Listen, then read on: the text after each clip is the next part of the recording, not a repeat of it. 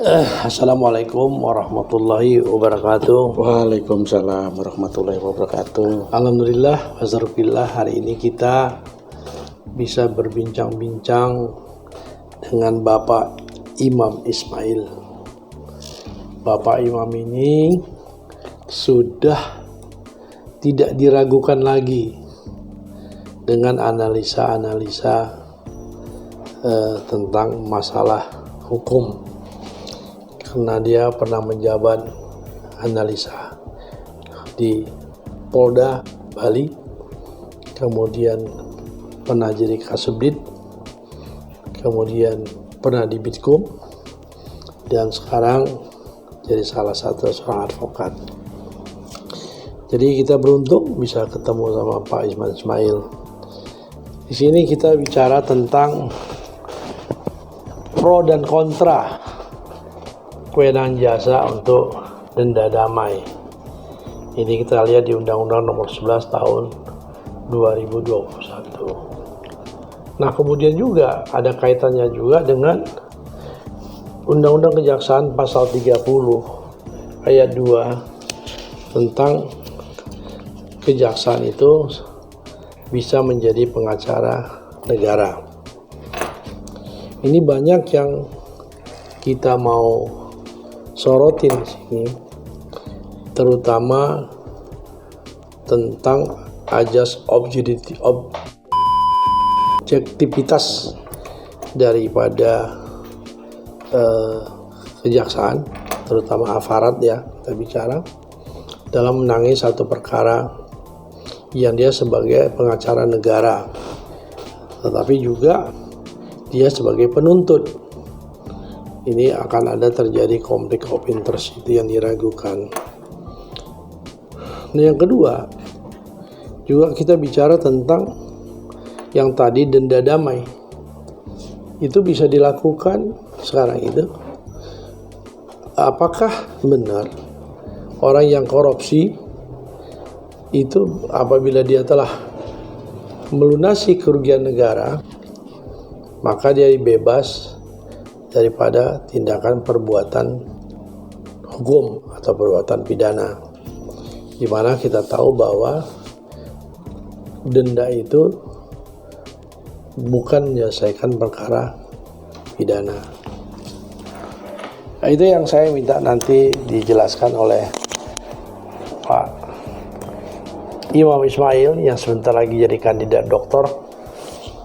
Jadi yang pertama, saya mau tanya kepada Pak Imam, apakah benar istilah denda damai itu ada di Undang-Undang Nomor 11 Tahun 2012? Silakan. Baik, terima kasih Prof atas pertanyaan yang disampaikan. Tentunya pemirsa, terkait dengan isu yang saat ini berkembang ya, mungkin ramai di media sosial ini terkait pernyataan denda damai yang disampaikan oleh Menteri Hukum, di mana denda damai ini istilahnya akan digunakan untuk bahasanya pengampunan koruptor. Tentunya ini yang menjadi ramai di kalangan masyarakat bahwa wacana pengampunan koruptor ini sepertinya tidak adil. Nah, kembali kepada istilah denda damai tadi, bahwa kalau di Undang-Undang Nomor 11 Tahun 2021 tentang kejaksaan ini sebetulnya tidak ada istilah denda damai. Nah, karena denda damai ini hanya muncul di kalangan masyarakat umum. Jadi masyarakat umum, untuk bahasa masyarakat umum, tapi di bahasa undang-undang kejaksaan bahwa itu ada dalam aset recovery atau pemulihan aset, dan kemudian yang kedua hak oportunitas dari Jaksa Agung, artinya hak menyampaikan perkara. Jadi pemulihan aset negara yaitu kewenangan untuk mengembalikan pemulihan aset ini, mengembalikan kerugian keuangan negara. Nah, itu yang ada di Undang-Undang Kejaksaan. Kalau di denda damai itu istilah umum masyarakat. Demikian, Prof. Jadi begini, kalaupun ada denda damai, berarti kerugian negara itu sudah terpenuhi, sehingga istilahnya menjadi recovery asset. Aset itu sudah di recovery, sudah dikembalikan. Apakah orang yang sudah mengembalikan kerugian negara ini itu masih bisa dijatuh hukuman atas perbuatan dia, atau sudah selesai sampai di situ? Begini, Prof.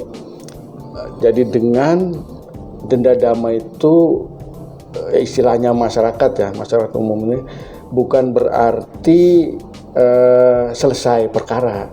Tetap denda damai itu harus melalui proses hukum. Nah, artinya di situ harus ada proses di mana tentang kerugian keuangan negara. Nah, kemudian baru setelah ada kerugian negara ada pengakuan bersalah dulu dari pelaku kerugian negara itu. Nah, setelah pengakuan bersalah barulah di situ ada nego untuk membayarnya. Nah, setelah ada kesepakatan nego untuk mengembalikan kerugian negara, keuangan negara dan bayar denda, maka itu harus persetujuan dengan hakim dulu juga. Jadi tetap itu harus diproses. Tidak berarti dengan adanya denda damai mengembalikan kerugian itu tidak diproses di proses hukum. Tetap ada denda damai itu artinya tetap melalui proses hukum, kemudian persetujuan hakim untuk menyetujui apakah ganti rugi dan denda itu sesuai tidak. Nah, demikian, Bro. Berarti ini ada kaitannya dengan restorasi justice, toh? Ya, restoratif justice itu memang istilah di luar proses peradilan. Proses peradilan. Jadi kalau sudah di persidangan kan bukan restoratif justice. Nah, tapi kalau restoratif justice ini di luar proses peradilan persidangan. Nah, sehingga dari pelaku ini setelah mengembalikan kerugian yang dialami oleh korban. Nah, setelah memulihkan korban, baru ada persetujuan untuk dilakukan penghentian. Tapi itu tetap juga harus melalui persetujuan hakim. Jadi, RJ itu tetap harus dimintakan persetujuan hakim. Demikian, Bang. Sorry, ini mohon maaf ini kalau saya tidak salah. Undang-undang yang baru sekarang ini itu menyimpulkan bahwa pemberian hukuman itu langkah terakhir, Ultimum remedium. ya, ultimum remedium. Nah, sebelum ada putusan hakim, walaupun perkara itu sudah disidangkan, itu dimungkinkan untuk restorasi justice. Nah, kalau yang seperti Pak Imam Ismail tadi mengatakan bahwa restorasi itu di luar pengadilan, tapi undang-undang yang sekarang ini mengusahakan restorasi justice.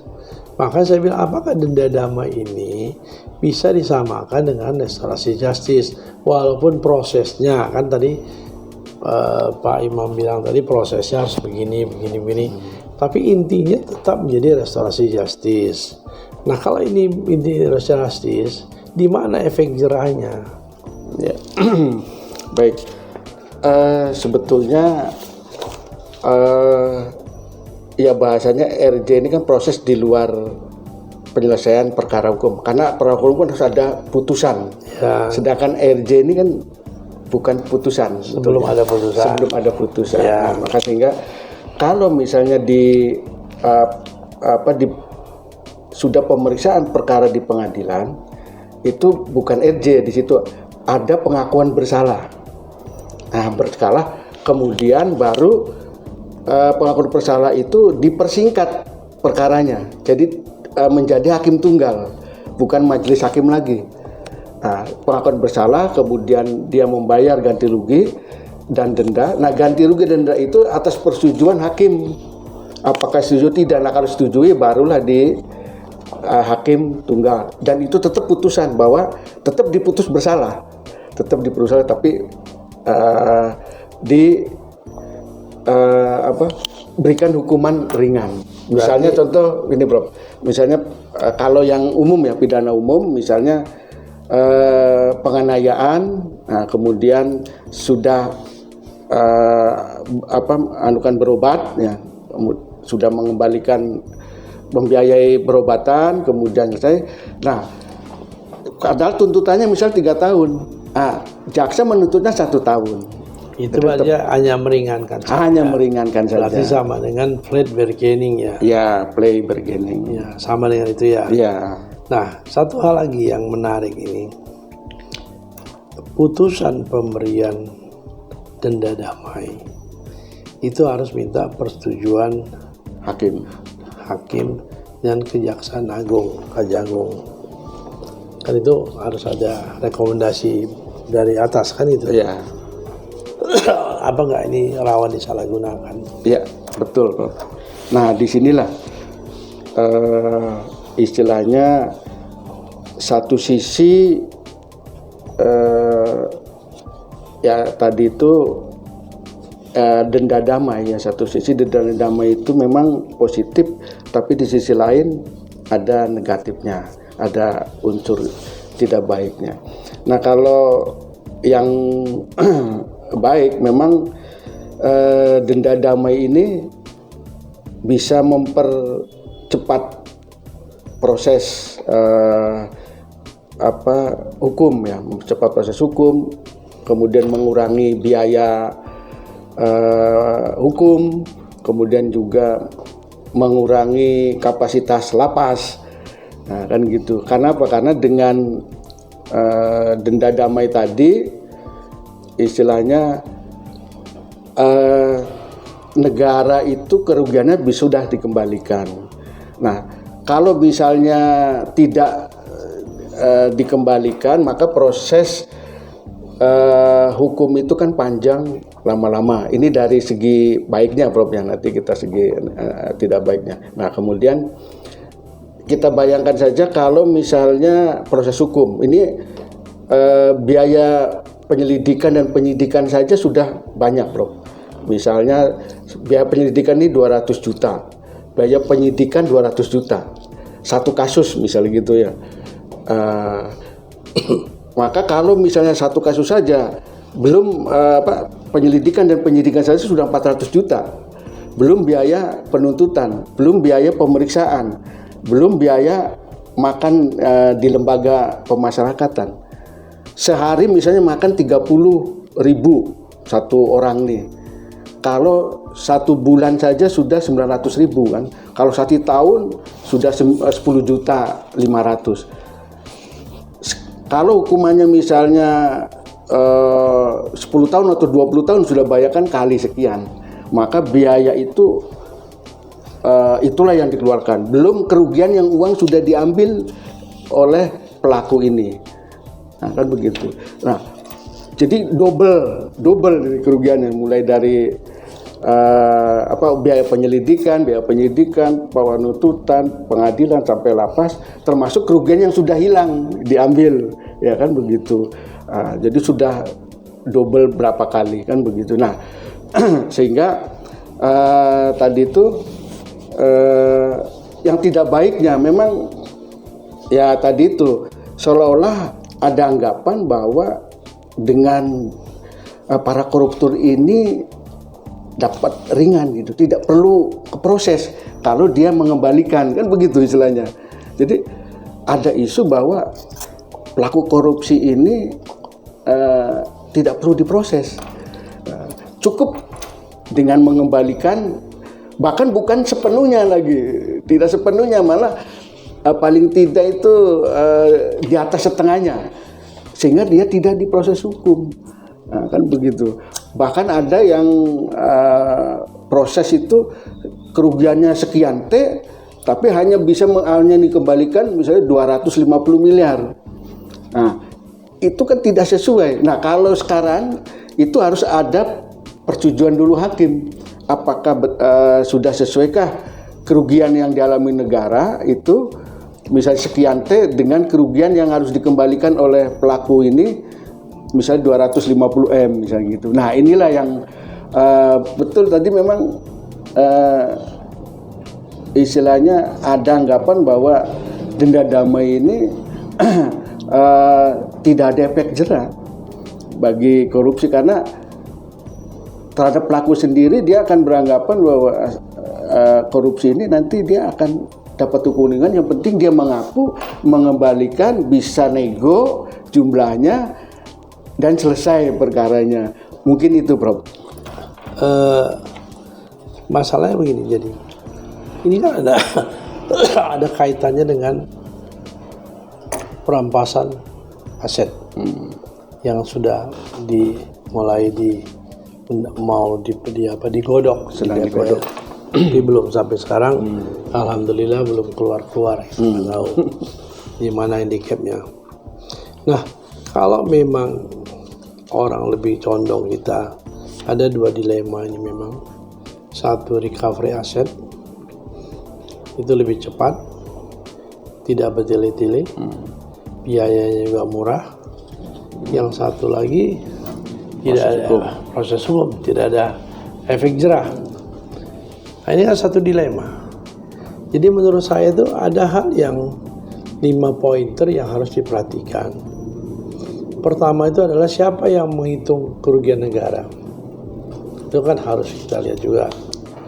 Nah, yang kedua adalah bagaimana efek terhadap negara dengan recovery aset tadi. Pasti ya kembali uang, keuntungan, ada sebagian. Kemudian biaya tidak keluar.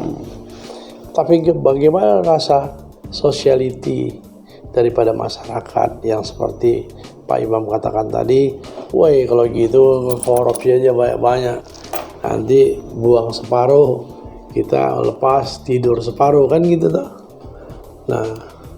Nah yang keempat, apa fungsi daripada Kejaksaan Agung ini, Jaksa Agung ini? Karena yang menentukan dia kan semua, bisa di recovery aset apa tidak, tetap persetujuan dia. Nah, ini bagaimana untuk memberikan batasan diskresi daripada Kejaksaan Agung ini tadi? Karena bisa ini kan diskresi semua, diskresi Allah, kebijaksanaan. Nah, yang kelima adalah ini yang paling penting. Pencegahannya itu bagaimana? Kalau ini kan yang Pak Imam bilang tadi sudah terbukti. Nah, itu yang pencegahan itu gimana? Itu yang paling penting. Dan satu lagi sebagai di luar daripada ini, itu yang saya bilang tadi, kejaksaan ini wewenangnya cukup besar sekali. Kita lihat bahwa kalau kita ada kriminalisasi sistem kita kan, kita pakai DPM, due process model, polisi sebagai penyelidikan dan penyidikan, jaksa sebagai penuntutan, eksekusi, hakim yang menyidangkan dan memutuskan. Tapi kalau ini jaksa juga sebagai penyidik, apa enggak ini penyidik penuntutan, apa enggak ini bisa jadi, walaupun bidangnya terpisah ya, satu di tun perdata kan gitu toh, satu lagi pitsus misalnya, atau satu lagi di pidana. Tapi ini kan satu korp, apa enggak terjadi konflik of interest? Ini yang harus di batasannya bagaimana supaya tidak terjadi konflik interest dan objektivitasnya itu ada gitu. Karena selama ini misalnya dia di bagian perdata di kejaksaan, Tapi kan dia punya hubungan. Satu pintu aja bedanya dengan pitsus, satu pintu aja bedanya sama hidung. Nah, ini yang harus diperhatikan, harus dipahami sehingga tidak terjadi konflik of interest, tidak terjadi tumpang tindih, dan tidak jadi kesannya adalah pemerasan jadinya. Ini yang harus menurut saya. Gimana pendapat daripada Pak Imam? Baik, Prof. Jadi terkait dengan lembaga mana yang berwenang menghitung ya kerugian negara, itu memang sudah ada putusan MK itu, bahwa yang berwenang itu adalah Badan Pemeriksa Keuangan, BPK, Badan Pemeriksa Keuangan. Nah, tetapi di dalam Undang-Undang BPK juga mengatur kewenangan untuk koordinasi dengan Inspektorat dan BPKP. Jadi hasil penghitungan audit dari Inspektorat maupun BPKP bisa dijadikan bukti, tapi harus ada rekomendasi dari BPK. Jadi hasil audit investigasi dari Inspektorat atau APIP nih bahasanya APIP maupun dari BPKP itu bisa jadikan alat bukti sebagaimana putusan MK tadi, asal ada rekomendasi dari BPK, bisa jadikan itu. Nah, kemudian terkait dengan pengembalian tadi ya, aset recovery itu, terkait dengan aset recovery dihubungkan dengan jaksa tadi, kewenangan jaksa ya. Dengan kewenangan jaksa memang di Undang-Undang Kejaksaan juga dia mempunyai kewenangan sebagai jaksa negara, jaksa pengacara negara, JPN singkatnya. Datun. Ya. Apakah itu juga ada konflik interest dengan undang-undang advokat kan begitu? Memang jaksa pengacara negara ini adalah tugas baru dari jaksa yang semula itu memang fungsinya sebagai peneliti, penuntut dan eksekutor. Jadi sebagai jaksa peneliti, penuntut dan eksekutor. Nah, sekarang diperpanjang lagi menjadi jaksa pengacara negara, sehingga sekarang jaksa berwenang menyita aset-aset korupsi yang sekarang ditunda itu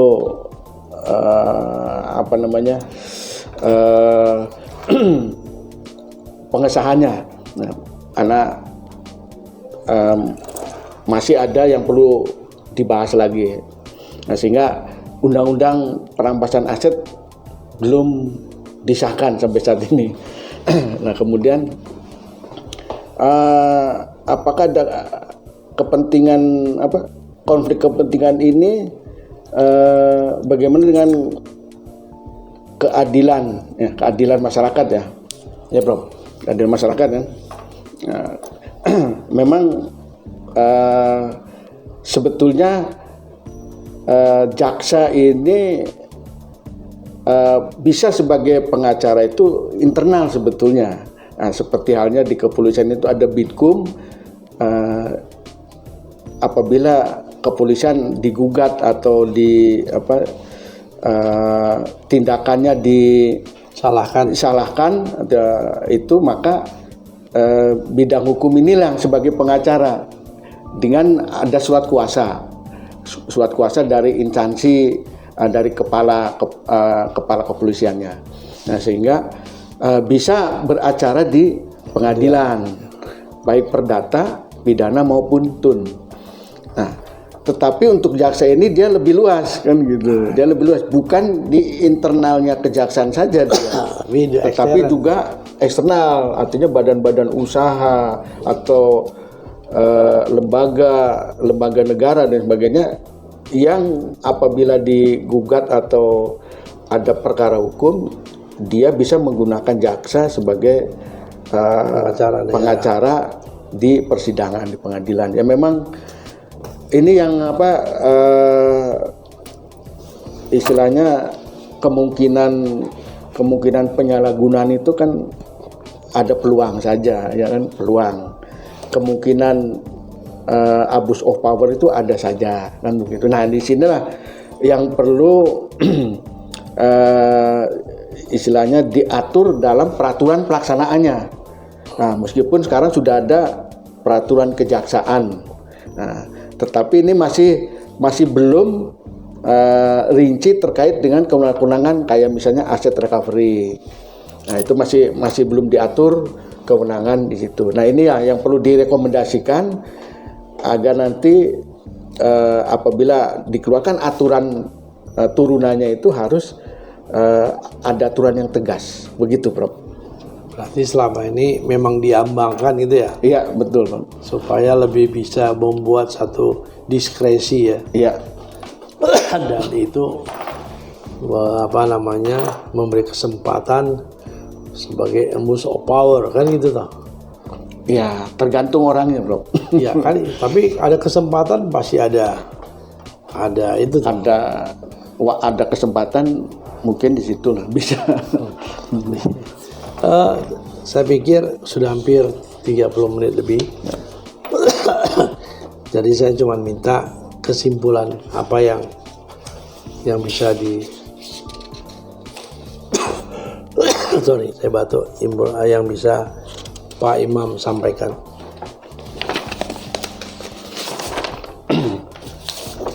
Rekomendasi ya, jadi memang kesimpulannya bahwa denda damai ini bukan menghilangkan hukuman, tetapi hanya meringankan hukuman. Dan denda damai ini, istilah denda damai ini tidak ada di dalam undang-undang. Itu hanya di istilah masyarakat saja.